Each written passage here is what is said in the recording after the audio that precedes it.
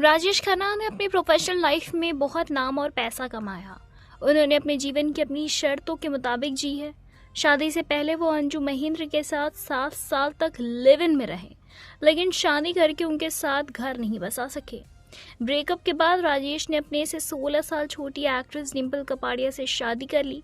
शादी करके 2 बेटियां भी हुई, लेकिन उनकी शादीशुदा जिंदगी कुछ खास नहीं रही। दरअसल हिंदी सिनेमा का पहला सुपरस्टार राजेश खन्ना, जिनकी कहानियां आज भी लोगों को पसंद आती हैं। राजेश की अदाओं पर लड़कियां मर मिटने को तैयार थीं। राजेश की अदाओं पर लड़कियां दीवानी थीं। उनके सफ़ेद गाल लिपस्टिक से लाल कर देती थी, जैसे किस्से खूब सुनाए जाते थे। ये सच है कि जैसी ही फैन फॉलोइंग काका की थी, वैसी किसी की नहीं रही। कहते हैं कि सिनेमा घर में बैठे दर्शक उन्हें अपने जैसा ही समझते थे।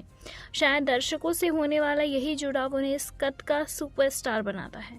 ऐसे गजब के कलाकार राजेश खन्ना ने सक्सेस के साथ साथ खूब पैसा भी कमाया और अरबों की प्रॉपर्टी के मालिक बने। जिस एक्टर पर उस दौर की लड़कियां मर मिटती थी, वो एक्टर अपने और अपनों के प्यार से हार गया। बताते चले, आज उनकी 82वीं बर्थ एनिवर्सरी है। राजेश खन्ना अपने पारिवारिक मसलों को लेकर भी काफ़ी चर्चाओं में रहे और इसी के साथ ही डिंपल कपाड़िया से उनकी शादीशुदा ज़िंदगी कुछ खास नहीं रही। कुछ उम्र का फासला, कुछ राजेश की आदतें ऐसी रही कि उनकी शादीशुदा ज़िंदगी खुशनुमा नहीं रही। जबकि राजेश खन्ना से शादी होने के बाद डिंपल को दुनिया की सबसे खुशनसीब लड़की मानने लगी थी। राजेश और डिंपल 2 बेटियां ट्विंकल खन्ना और रिंकी खन्ना के माता पिता बने, लेकिन परिवार बिखर गया। समय के साथ राजेश खन्ना का स्टारडम फीका पड़ने लगा। अमिताभ बच्चन का ज़माना आ गया। कुछ राजेश का अक्खड़पन, कुछ अपनी तरह से जीने का अंदाज ऐसा रहा कि रिश्ते की टूटने लगे और फिल्मों में मिली असफलता ने उन्हें बुरी तरह तोड़ दिया। डिप्रेशन में रहने लगे। साल 2011 में राजेश की तबीयत अचानक बिगड़ी तो बिस्तर पकड़ लिया। चेकअप हुआ तो कैंसर डिटेक्ट हुआ। फिर इसके बाद बहुत इलाज चला। राजेश खन्ना आखिरी समय में अपनी फिल्म आनंद के किरदार की तरह जिए।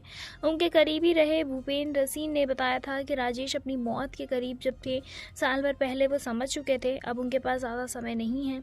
ऐसे में राजेश खन्ना की पर्सनल लाइफ काफ़ी प्रभावित रही।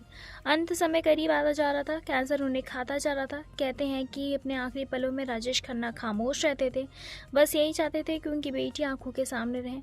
ट्विंकल कम आ पाती थी क्योंकि प्रेग्नेंट थी, लेकिन रिंकी हमेशा उनके पास ही रहती थी। ऐसे वक्त में डिंपल कपाड़िया उनकी बड़ी तीमारदारी करती थी और राजेश को अपने अंतिम समय का आभास हो गया। ये जानते थे कि कभी भी दुनिया से विदाई हो सकती है, इसीलिए अपनी वसीयत बनवाई। यासिर उस्मान की किताब कुछ तो लोग कहेंगे में इस बात का भी जिक्र किया गया है कि राजेश खन्ना ने डिंपल को कुछ नहीं, राजेश खन्ना से डिंपल को कुछ भी नहीं चाहिए था। उन्होंने कहा था कि मुझे कुछ नहीं चाहिए, जो देना अपने दोनों बच्चों को दे दीजिए। राजेश ने ऐसा ही किया। उन्होंने अपनी बेटियों को अपने करोड़ों की संपत्ति दे दी और पत्नी को फूटी कौड़ी तक नहीं दी। फिलहाल इस पे आपकी क्या कुछ राय, हमें कमेंट के जरिए ज़रूर बताएं। ऐसी तमाम लेटेस्ट खबरों को जानने के लिए जुड़े रहे हमारे साथ और देखते रहें नेक्स्ट टाइम लाइव।